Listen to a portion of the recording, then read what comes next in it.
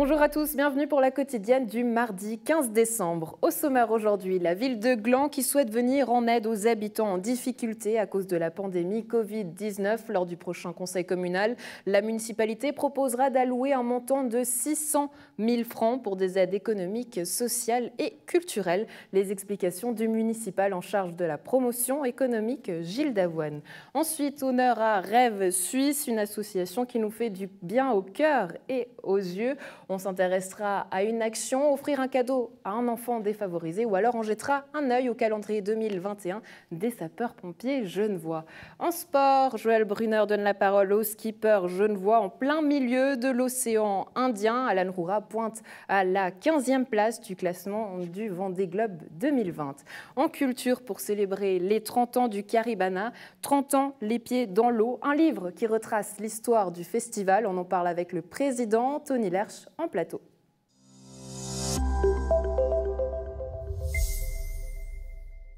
La ville de Gland souhaite venir en aide aux habitants en difficulté à cause de la pandémie de Covid-19. Lors du prochain conseil communal, la municipalité proposera d'allouer un montant de 600 000 francs pour des aides économiques, sociales et culturelles.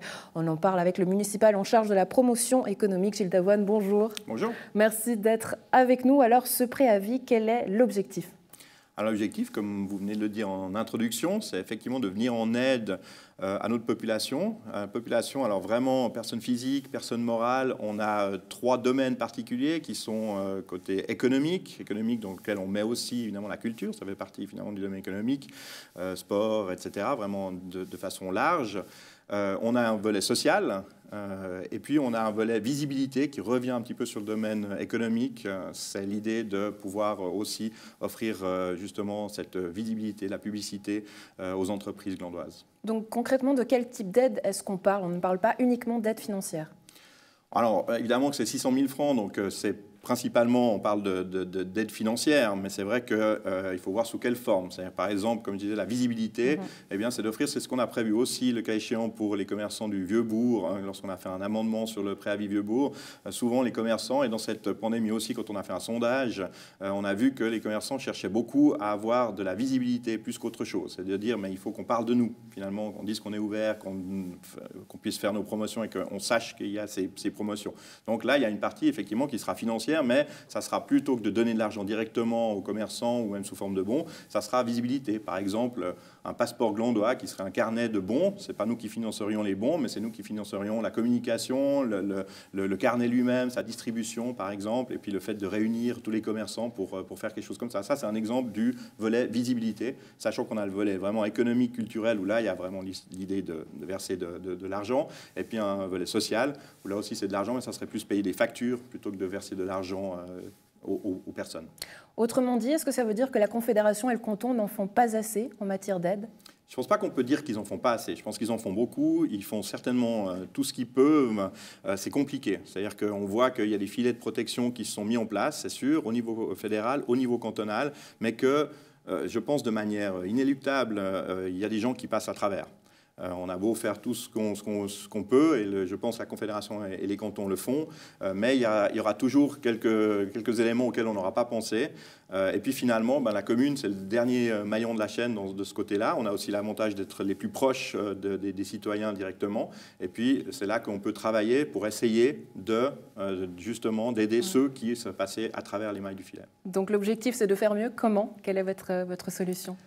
L'idée, c'est d'avoir les gens qui viennent en parler à la commune, ou qui, justement, cette proximité qu'on a par rapport au canton, à la Confédération, qui vont parler aux associations sociales, qui sont nos répondants. Donc, on a aussi des liens directs avec ces acteurs du milieu social, de manière à pouvoir ensuite intervenir financièrement grâce à cette proximité et grâce, finalement, à des gens qui viendraient nous dire directement à la commune ou via les acteurs sociaux qu'ils sont passés en travers des mailles du filet. Après, on vérifiera ça, évidemment. Le but, c'est pas de distribuer de l'argent à qui en demande.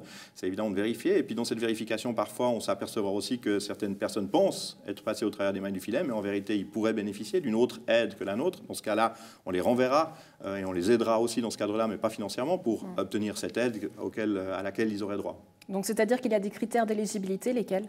Alors, il y a passablement de critères d'éligibilité, ça dépend des secteurs dont on parle.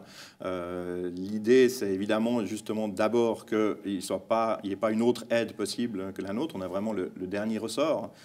Ça, c'est la première chose. Après, il y aura, là, si vous avez lu le préavis, je suis sûr que vous l'avez fait, il y a un règlement qui a été mis avec, il y a une commission qui se penchera sur les cas de figure, et puis il y a effectivement un certain nombre de documents à fournir, puisqu'on doit vérifier que les personnes en question ont vraiment des soucis, par exemple que des factures ne peuvent plus être payées par rapport aux revenus. Là, de nouveau, si on voyait qu'en faisant d'autres modifications, par exemple, ils ont droit à l'aide au logement, ils auraient droit à des subventions de l'assurance maladie qui ne demandent pas, à ce moment-là, on n'entrera pas en matière sur l'aide, mais on les aidera à obtenir ces autres aides, qui sont parfois des aides, d'ailleurs, qui sont des aides permanentes, qui ne sont pas particulièrement Covid, comme celles que je viens de citer, l'aide au logement ou les subventions. Ce que je n'ai pas voulu, par contre, dans ce préavis, c'est de mettre des limites, comme ça a été fait parfois. On a souvent dit, les loyers, c'est 5 000 francs, et puis au-dessus de 5 000, voilà, celui qui a un loyer de 5 100 francs, il ne touchait rien. Les indépendants, il y avait aussi un niveau à 90 000, si je me souviens bien, quelque chose comme ça. On pouvait être 100 francs en dessus de cette limite, et puis du coup, si on était en dessous, on touchait en plein, et puis si on était 100 francs en dessus, on ne touchait plus rien du tout. Et ça m'a paru toujours ne pas avoir beaucoup de sens. Mais pour qu'on soit clair, pour que les gens qui nous regardent à la maison, c'est-à-dire que monsieur et madame tout le monde qui sont peut-être en difficulté financière ou auraient un autre besoin, peuvent venir vous voir directement, c'est ça? Comment ça se passe concrètement? Exactement, c'est-à-dire que l'idée, c'est qu'au niveau du social, alors on verra les gens au niveau des acteurs sociaux, des associations en charge, qui eux reviendront vers nous. Donc c'est-à-dire qu'il faut s'adresser à ces acteurs sociaux dans ce domaine-là. Et puis au niveau économique, culturel, là on a effectivement directement alors on trouvera évidemment tout sur notre site internet, mais on a des demandes qui pourront nous être faites directement et qui seront faites directement à la commune qu'on traitera. Si les demandes d'ailleurs au niveau social sont faites directement à la commune de la même manière, on les renverra d'abord au niveau des acteurs sociaux, et puis ça nous reviendra si ça doit nous revenir. L'idée, c'est vraiment ça, c'est que les gens comprennent que pour une fois, finalement, il faut s'adresser à la commune, parce que souvent, on les renvoie finalement à d'autres instances. Et là, la différence, c'est qu'il va falloir s'adresser à la commune, écrire à la commune, remplir les demandes pour obtenir cette aide si on y est éligible. Gilles Daouane, municipal en charge de la promotion économique, merci beaucoup d'avoir été avec nous. Merci à vous. L'association Rêve Suisse est une association qui bouge et qui ne s'arrête jamais. Elle le prouve une fois de plus en ces fêtes de fin d'année. On présente aujourd'hui de belles actions en faveur des enfants. Tout d'abord, Anniversaire, soit la possibilité d'offrir un cadeau à un enfant défavorisé. Et le deuxième, pour le plaisir des yeux et du cœur, le calendrier 2021 des sapeurs-pompiers genevois. On en parle avec nos invités. Bonjour, merci d'être avec nous et d'être là pour nous en parler. Bonjour.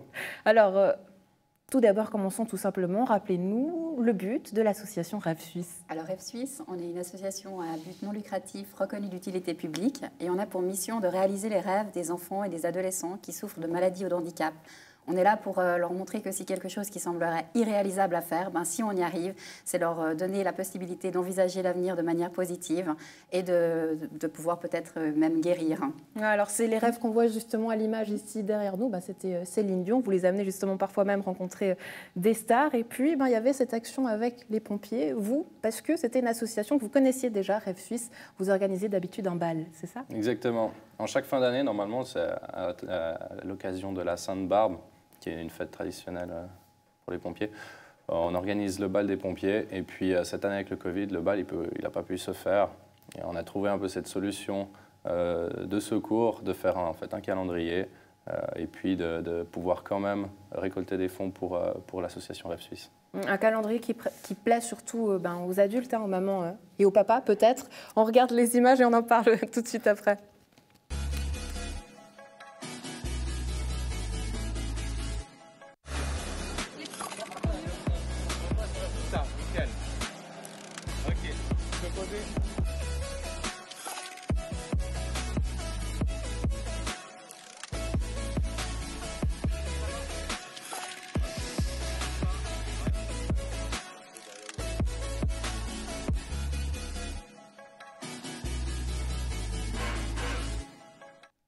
Alors, vous illustrez le mois d'août pendant que je le cherche, pour qu'on puisse vous voir à l'écran quand même, pour qu'on puisse voir si c'est vrai ou pas tout ça. Alors, comment ça s'est passé, ce tournage qui était quand même assez chaud? Alors ce shooting, ça s'est très bien passé.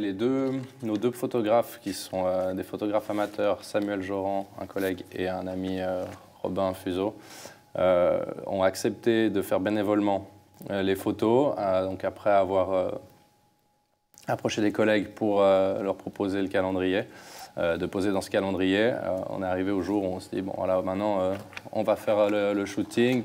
Qu'est-ce que vous voulez comme photo, comment vous voulez être mis en scène? Et puis chacun a pu amener un peu sa volonté, son souhait de comment il voulait être mis en scène dans la photo. Le but, c'était qu'il puisse être le plus à l'aise possible. On n'a pas l'habitude de faire ce genre de choses, donc c'est un peu intimidant au début. Et puis le fait d'avoir pu un peu choisir sa mise en scène, pour moi, je trouvais que ça aidait à mettre à l'aise. Et le photographe, qui fait un travail super aussi, nous met facilement à l'aise. Après, ça s'est passé très très bien. Où est-ce qu'on peut le commander, ce calendrier? Sur calendrierpompier-gva.ch. Alors Léonore, pourquoi est-ce que le fait d'être soutenu justement par ce type d'initiative, c'est important pour vous et pour Rêve Suisse, surtout en cette période plus compliquée? Disons que ça apporte des sous pour l'association déjà, donc pour soutenir toutes nos actions et puis tout ce qu'on a encore comme rêve à réaliser l'année prochaine et les années à venir. Ça apporte également une visibilité à l'association parce que tout le monde qui aura son calendrier chez lui ou comme ça, c'est marqué que c'est en faveur de Rêve Suisse. Donc c'est quand même une belle opportunité. Et samedi matin, vous venez à Nyon surtout pour dédicacer ces calendriers, c'est ça? Pourquoi pas les dédicacer, mais en tout cas participer à la promotion du calendrier avec Rêve Suisse. Et puis je trouve que c'est un très beau partenariat. Sur la place du marché, Léonore, d'autres actions, c'est cette boîte de cadeaux Anniver. En quelques mots, en quoi ça consiste? Voilà, je vais peut-être juste dire pour samedi, donc c'est de 8h à 13h au marché de Nyon, sur la place du marché devant l'agence immobilière Athéna, où il y aura du vin chaud offert et des animations pour les enfants. Et justement, il y aura la possibilité d'acheter le calendrier et aussi de venir rencontrer Rêve Suisse. Donc voilà, mais maintenant pour parler de la boîte surprise. Donc Anniver, en fait, est une association qui est basée à Lausanne et qui a pour but, en fait, de reprendre des jouets d'enfants qui ne voudraient plus jouer avec leurs jouets, mais qui sont encore en bon état, de les reprendre et du coup de les revendre à petit prix à d'autres personnes et d'offrir des bons cadeaux, en fait, à ces enfants pour s'acheter d'autres jouets. Donc ça offre une deuxième vie aux jouets. Donc c'est un projet, c'est écologique, c'est bon pour la planète, c'est un geste pour la planète, c'est un beau message pour les générations futures. Et puis donc Anniver soutient Rêve Suisse. Donc il y a la possibilité, en fait, quand on va sur le site internet, de rajouter dans la hotte la possibilité d'offrir une boîte surprise au prix de 15 francs. En faveur d'un enfant défavorisé, parce que Rêve Suisse soutient également les enfants défavorisés en souffrance émotionnelle qui peuvent se trouver en foyer ou en institution spécialisée. Et puis, donc en offrant ça, c'est jusqu'à la fin de la semaine. Et puis, comme ça, on pourra les livrer la semaine prochaine dans les foyers.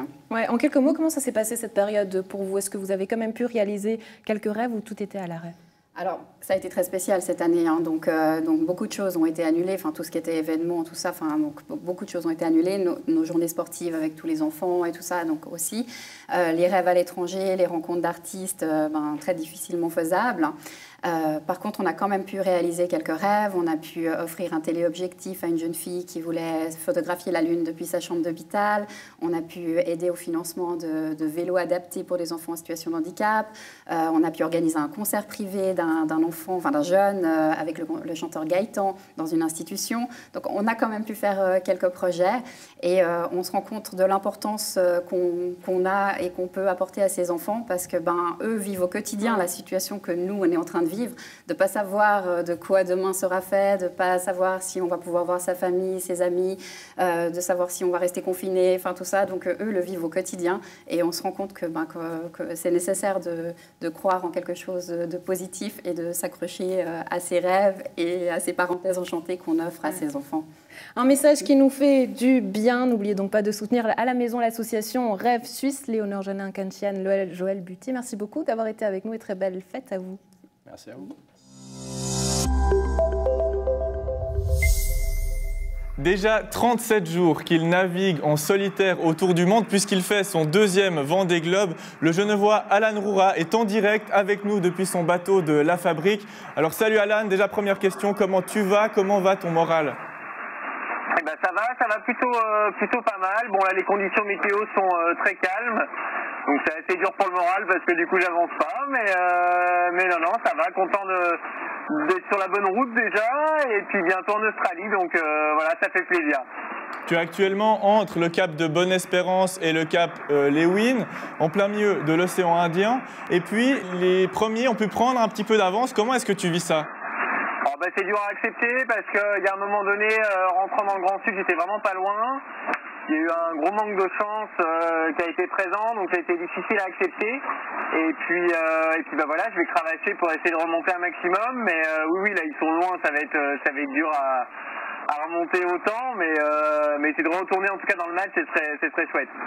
Comment est-ce que tu es dans ton bateau actuellement? Ça ne va pas très vite. Qu'est-ce qu'on fait pour s'occuper ou est-ce qu'il y a toujours quelque chose à faire? Surtout quand il n'y a pas beaucoup de vent, il y a beaucoup de choses à faire. Essayer de faire avancer le bateau déjà dans la bonne direction, ce qui n'est pas facile des fois. Et puis c'est dur de se reposer parce que les voiles gonflent pas, donc elles claquent. Le bateau bouge beaucoup, il fait aussi 2 bouchons sur l'eau. Donc voilà, faut prendre son mal en patience, essayer de régler le bateau, de le faire avancer, et puis dès qu'on peut, se reposer un petit peu. Tu es actuellement 15e, hein. Il y a eu quelques abandons. Toi, au niveau du bateau, comment ça se passe? Le bateau va bien? Tout va bien? Le bateau va bien, il y a eu quelques petits soucis techniques depuis quelques semaines, là, mais rien de dramatique, rien qui n'empêche en tout cas de faire avancer le bateau. Donc les voiles sont nickel, le gréement aussi, et la coque aussi, jusqu'à là tout va bien. Là j'ai bricolé un petit peu ce matin, histoire de remettre tout ça propre, et puis parce que dès demain on récupère de l'air. Tout va bien jusqu'à là, je suis très content de la préparation du bateau, il n'y a rien à dire. Oui, la suite, qu'est-ce que c'est? Tu le disais, ça va aller vite ces prochains jours, normalement tu devrais te faire plaisir, le bateau va avancer?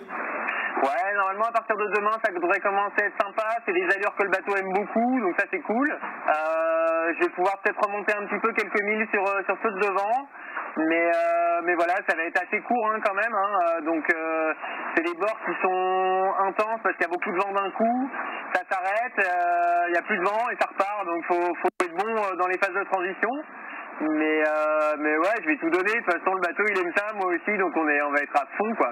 À 37 jours de course, comment est-ce que tu évalues cette première partie de course? Je suis forcément un peu déçu parce qu'on a eu des conditions difficiles, pas forcément en force de vent forte, plutôt en force de vent faible. Et puis du coup niveau classement, c'est sûr que j'ai pris une bonne baffe, mais bon, je suis toujours en course, donc je suis du bois, je suis content d'être là, j'essaie de faire avancer mon bateau du mieux possible, et puis voilà, certains peuvent pas en dire autant, donc voilà, je suis là où je suis, et puis le classement, on verra à l'arrivée, ce sera à l'arrivée qu'on verra le classement. Finalement, les fêtes de fin d'année approchent, est-ce qu'on peut te souhaiter quelque chose justement? Du vent dans la bonne direction et puis un peu de chance. Merci beaucoup Alan Roura, c'était un plaisir de t'avoir en direct depuis ton bateau. Merci et bon vent. Merci, bonne journée à vous.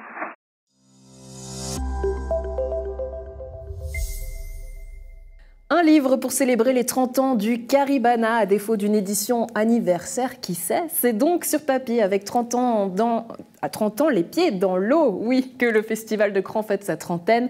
Et on revient sur son histoire. Tony Lerche, bonjour. Oui, merci d'être avec nous. Alors on peut dire que ce n'est pas l'édition anniversaire de vos rêves pour l'instant. Non, alors c'est une drôle d'édition anniversaire. On a failli passer tous. Alors là, on s'en sort pour 2020 grâce aux aides de l'État au niveau finances. Mais alors au niveau ambiance, on n'y est pas du tout, quoi. C'était terrible. Alors justement, j'ai vu des bénévoles en pleurs cet hiver. Ouais. Les gens sont un peu désabusés. Bon, moi, je suis un peu un fonceur aussi. J'aime quand on doit aller de l'avant. Et puis voilà, on a dû remotiver le moral, mais c'est très dur aussi pour les gens qui travaillent avec le festival, nos permanents. Donc voilà. Ouais, j'imagine que c'est une situation qui est passablement difficile à gérer. Depuis quelque temps, on a l'impression que le Caribana est muet. Qu'est-ce qui se passe? Est-ce que Caribana est toujours debout ou pas? Ah oui, on vient de faire un concert sur Internet très, très suivi là, pour Bastien Becker en streaming, même si ce n'est pas notre ADN de base de ne pas avoir de public, mais il a joué le jeu, on a joué le jeu. On a dû enlever le public à la fin parce que les mesures se sont renforcées, mais on a quand même fait le concert. On a eu un joli succès d'environ 20 000 spectateurs, ce qui est le double de notre affluence habituelle sur le terrain. Donc les gens attendent quand même du spectacle. Après, il ne faudrait pas que le streaming dure jusqu'à l'été prochain, quoi. L'été prochain, du coup, je suis tentée de vous la poser, la question, est-ce que Caribana se fera ou pas? Où est-ce que vous en êtes dans les décisions? Nous, on est dans l'espoir absolu, je dirais. On est prêt, on a pris les mesures, on a un gros système de comment on dit, sanitaires en place, qu'on a mis en place par rapport aux mesures actuelles, pour pouvoir accueillir vraiment nos festivaliers dans le meilleur cadre possible. Les groupes sont là aussi, ne lâcheront pas les festivals, et tout le monde en a besoin, et nous, on ne lâchera pas non plus tous les gens qui travaillent pour nous, donc tous les prestataires, parce que c'est eux, on se fait beaucoup de soucis pour eux, parce que les aides, je ne sais pas s'ils les ont vraiment reçus comme on en a reçus, mais on a peur de ne pas avoir d'ingénieurs de son ou des gens comme ça qui sont essentiels pour notre activité. Alors nous, on est à fond. On annoncera, j'espère, prochainement le programme. Et puis on espère que ça va vraiment s'améliorer, comme tout le monde. Hein, je ne suis pas le seul à le dire. Donc, ouais, alors c'est un peu banal. On recevait Paléo la semaine dernière qui nous disait que ce serait probablement une variante des places assises. Est-ce que c'est le même cas chez vous ? On n'a pas prévu cette variante-là pour l'instant. Donc, on part sur une idée qu'on pourra le faire différemment avec des moyens de protection. On a commandé des masques mieux que ce qu'on voit habituellement dans la rue ou à la télé. Donc, des vrais masques pour protéger nos clients. Et on part plutôt sur une solution de protection et puis aussi de distanciation, mais pas forcément pour les concerts. Donc, les concerts, on pense qu'on va quand même essayer de les faire d'une manière habituelle. On est quand même en plein air. Et puis, c'est vrai que, par contre, la bastringue dans les bars, pour l'instant, on ne la planifie pas trop. Donc les fins de soirée, on les voit un peu plutôt réduites et peut-être un horaire plus un peu plus la journée que jusqu'aux fin de la nuit, comme d'habitude. Une fête sans alcool est plus folle, c'est ça? Alors sans alcool, je ne suis pas sûr que ça va être possible facilement, parce que ça fait partie, pas de l'ADN, mais c'est vrai que ça fait partie un petit peu de la fête. Et puis nous, on a quand même une région viticole, on a toujours mis une grande place au caveau chez nous, donc on aime présenter les vins aussi de la région à Caribana. Enfin, il y a tout un aspect social, et puis après, il y a pour les deux, ceux qui veulent aussi faire la fête sans alcool, ils arrivent aussi. Il y a des très bons cocktails. Maintenant, on ne sait plus trop si c'est avec ou sans alcool. C'est vrai. Bon, Tony Lerche, on va parler de ce livre qui célèbre vos 30 ans. 30 ans, les pieds dans l'eau. J'y arrive enfin. Qu'est-ce qui symbolise pour vous, ce livre? Nous, c'est une vie un peu. C'est mon 3e enfant, un petit peu le festival. Mais je vois surtout dans le livre la labeur, le travail énorme des festivals pour amener ces photos d'artistes incroyables. Qu'on a eu et qu'on a des moments de rêve. En fait, le but numéro 1 de l'organisateur et du bénévole, c'est de présenter ça à un public qui vient pour voir un spectacle, en fait. Et là, je crois que dans le livre, on voit vraiment cet aspect. Et j'adore la photo aussi, on voit le lac et le port à côté. C'est vraiment mon péché mignon, la voile et notre lac, quoi, comme beaucoup de monde. Hein, mais c'est un tout, en fait. C'est une vraie fête au bord du lac. Les artistes adorent aussi cette atmosphère qu'on a su créer au niveau de l'accueil sur les bateaux. Et je crois que on a essayé de vraiment tout condenser dans ce livre. On voit la réelle évolution en fait, du festival. Ouais. Qu'est-ce qui a le plus changé pour vous, selon vous? En fait, c'est l'évolution de la société aussi qu'on voit à travers le festival. Et, aussi l'amateurisme du début, quand même, où c'était quand même l'équipe de potes du Giron de la jeunesse. Ouais. Hein, donc, une bande de copains. C'était ça. Maintenant, c'est toujours un peu une bande de copains un peu plus professionnelle. Par contre, l'esprit de famille avec le plat de pâtes au milieu, pendant l'infrastructure, on y tient beaucoup. Et il y a beaucoup de gens qui ont 25-30 ans de montage à Caribana ou dans d'autres postes, hein, à l'administration. Et ça reste quand même la grande famille. Ça n'a pas tellement changé, l'état d'esprit. Par contre, ça s'est un peu professionnalisé au niveau des images, de ce qu'on nous demande comme présentation. Les partenaires nous demandent beaucoup plus de choses. Et même les artistes, comme vous le savez, suivant les productions qu'on fait, ils veulent un show énorme. Les DJ veulent de plus en plus gros, puisqu'ils sont de moins en moins sur scène. Ils ont besoin d'animation derrière eux ou devant eux. Ouais, vous avez l'air sceptique. Est-ce que justement, c'est pas le temps de changer ça? Parce qu'on sait que les gros dinosaures, justement, les gros groupes, c'est un peu à la fin d'une ère. Est-ce que c'est pas le temps, avec ce Covid, de changer tout ça et de revenir à quelque chose de plus simple, peut-être? Non, les grands dinosaures, on les recherche encore et je pense qu'ils ont encore leur place. Ils sont revenus, hein, je pense, dans la culture musicale. Et les jeunes, je pense qu'ils sont aussi prêts à découvrir d'autres tendances. Je pense que là, on est un peu dans les années 70, un petit retour. Mais c'est vrai que ça change tout le temps. Et là, dans le livre, on voit bien l'évolution musicale du Caribana. Au début, c'était vraiment le tropical. On adorait les Caraïbes, donc on prenait des groupes des îles. On a eu des groupes après Afrique. Après, on a eu le reggae. Moi, je suis fan de reggae, donc on a mis un peu de reggae. Du rock, des repérages, donc des bons groupes rock, indie. Puis là, on a évolué maintenant plus sur l'électro et le rap un peu ces temps. Par contre, les concerts de revival, ils ont leur public, clairement. Je crois que la vente de billets à Nyon pour une grande soirée a montré. Nous aussi, notre soirée qui se vend le mieux l'année passée, c'était la soirée où on avait Offspring, qui en principe revient l'année prochaine. Donc, ce n'est pas des nouveaux groupes. Ouais, qui était d'ailleurs prévu dans la programmation initiale. Si vous devez choisir votre meilleur et votre pire souvenir, Tony Lerche, ça serait lequel? Les meilleurs, il y en a toujours beaucoup, donc ça a toujours compliqué, mais je crois que la soirée, pour moi, One Republic 30 Seconds to Mars était extraordinaire. On a eu un contact avec les artistes incroyables. On a skié après ensemble l'hiver et ils nous ont fait des concerts magnifiques. Ouais, ça, c'est ce qu'on attend de ces groupes, c'est qu'on soit proche d'eux, qu'ils soient sympas avec le backstage, avec les monteurs, avec l'infrastructure. Ils avaient cet aspect social, ils ont adoré le lac, on était sur le lac. Tout ça, c'est un truc qu'on a un peu perdu et maintenant avec les gros groupes qu'il y avait avant le Covid. Et puis, ça, c'était vraiment une belle soirée. Puis, alors, l'édition 2010, 2009, 2010 avec Katy Perry, Sherry Wilson était extraordinaire dans la taille, mais un peu trop de monde, donc on a dû réduire. Pire souvenir, c'était terrible, mais c'était quand on a fait les Creatures avec Susie and the Benchies. Alors là, c'était le groupe déjà très alternatif, donc on a déjà pris un risque de programmation énorme. Il y avait peu de monde. Alors les pauvres qui sont venus, il y avait vraiment la pluie. On ne voyait pas la scène depuis le fond du terrain, donc c'était terrible. Après, c'était un souvenir incroyable quand même. Les agents anglais nous ont félicités sur la programmation. Un risque artistique, il y a eu la pluie, enfin, c'était une soirée difficile au niveau des chiffres. J'imagine. Alors, 30 ans les pieds dans l'eau, qu'est-ce qu'on peut vous souhaiter pour les 30 années à venir? Nous, qu'on ait une équipe qui continue. Le rêve, je dirais, parce que c'est un rêve. On a créé quelque chose d'incroyable. On a eu beaucoup d'évolutions aussi technologiques. On a mis nos plaques au sol. On a trouvé. Maintenant, on va présenter notre concept écologique pendant l'année, avant le mois de juin, parce que si au cas où on ne peut pas être là en juin, on va faire des choses avant. Et j'espère que tous ces jeunes qui travaillent maintenant sur ces projets du Caribana pourront continuer à faire du live. Et je pense, de toute façon, il ne faut pas rêver, la société, elle a besoin de voir des artistes, quoi. Le streaming, je pense quand même que ça va un petit moment, mais après, les gens, déjà, ils aiment se rencontrer. Et puis, un festival, il y a tout. Il y a le cadre, il y a la beauté, la magie des sites, le lac, les éclairages, et un artiste qu'on adore. Enfin, il y a plus ses potes. Je ne pense pas qu'on puisse changer ça facilement avec des robots, quoi. Et impossible de faire mieux. En tout cas, on espère de pouvoir revivre ça très vite. Tony Lerche, merci beaucoup d'avoir été avec nous. Merci beaucoup.